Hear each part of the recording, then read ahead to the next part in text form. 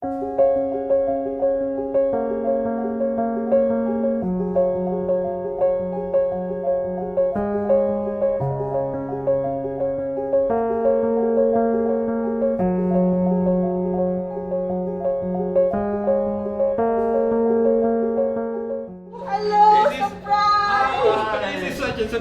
to have you here as well.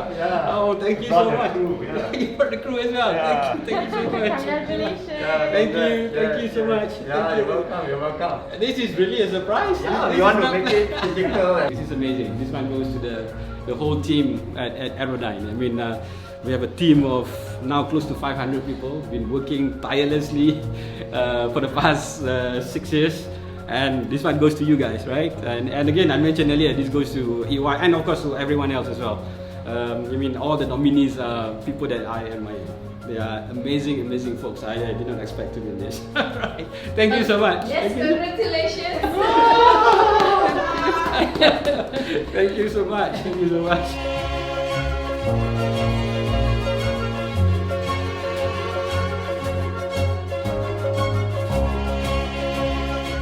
So, Kamarul, thanks so much for joining us at this special interview.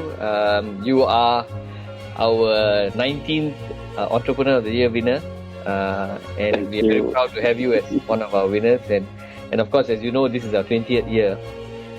Maybe you can start off by telling us, how has the award impacted you, personally and as an organization? Well, it has been an amazing year for us. Post the award last year, business has been booming despite the pandemic. I've been extremely busy. I think in terms of visibility and recognition, it's second to none. I've never experienced this as well. Anyway, I go, people will recognize me. I mean, that's on the personal front. But in terms of the reputation-wise, the branding-wise, it has been phenomenal. It has allowed us to, people trust us better. People, see us as a validated entity. Over the past 1 year, we grew from about almost 500 plus people to now over 800. Wow. So we've grown significantly. We have expanded to 5 new countries. We've completed 3 M&As despite the pandemic. So it has been an amazing year post the award last year. So I'm glad because it's always a nice story to tell, Kamarul, when an award like ours, because we are very proud of what we do and how we recognize entrepreneurs. And I'm glad that having an award like this is good for business as well. Has there been a lot of interest in understanding your business more and understanding what you do, and a lot more appreciation of what you do? Yes. Yeah, definitely. I mean, we are getting a lot of inquiries, a lot of interest. My even on personal front, my LinkedIn is like going through the roof. And what can I say? I mean, it has been amazing.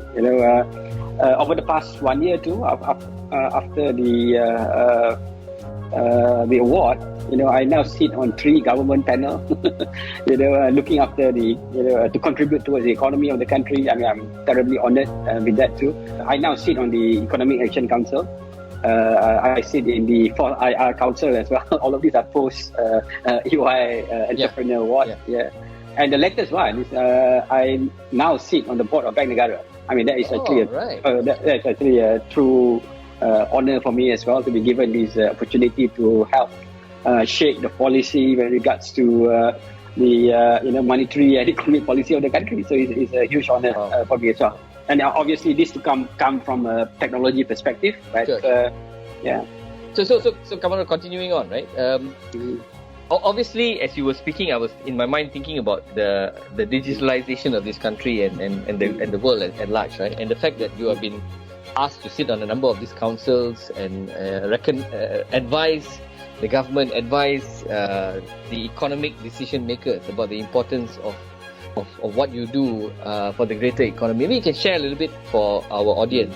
What does it mean in terms of digitalization of our economy? Maybe share a little bit of your Sure. See, under last year, the government sort of launched the My Digital initiative.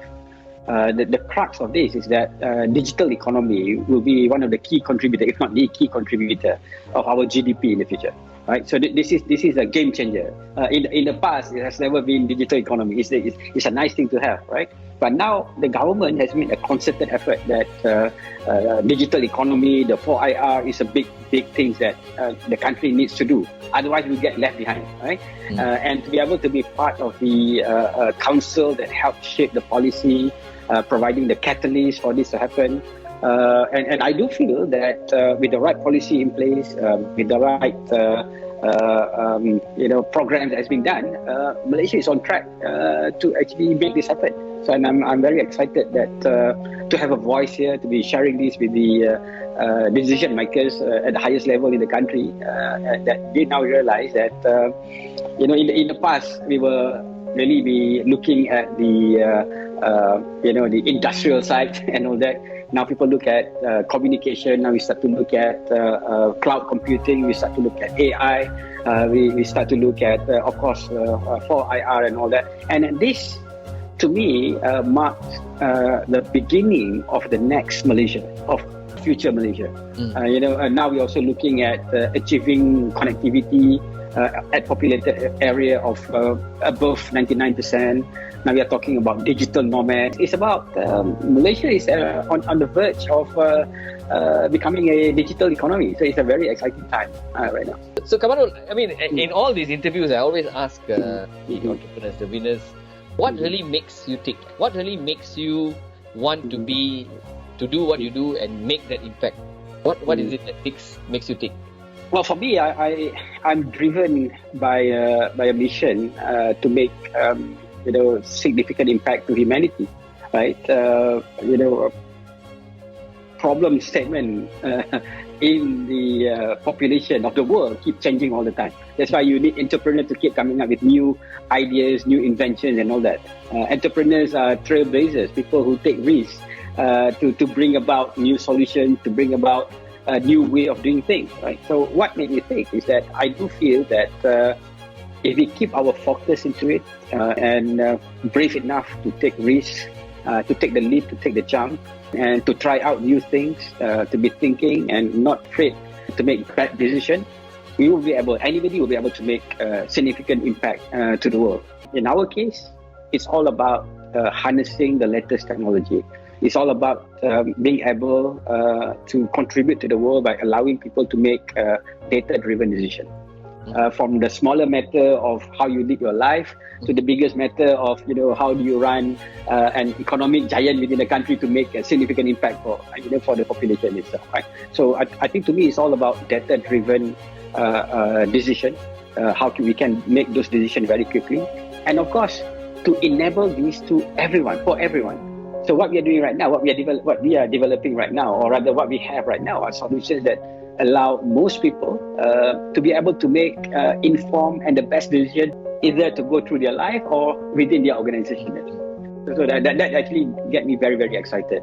And of course, to be able to see that our solutions have a global appeal, it gives us that push to just keep going and to improve ourselves, and especially competitions are really intense as well out there. Sure. And we really just want to be number one. I mean, we just want to keep going. Really. Yeah, excellent. I just wanted to ask you, another key topic, or the world's problem today is the environment, social and governance, ESG, right? Right. And we are all familiar with this term ESG. It's been bandied around, but a lot of action has been taken. I just wanted to get your view as to how do you connect what you want to do with the data-driven economy, digitalization, connectivity, giving the man on the street at the lowest level of connectivity, ability to connect data and so on. How do you see that correlation between what you do and the environment, social and governance, ESG of the world?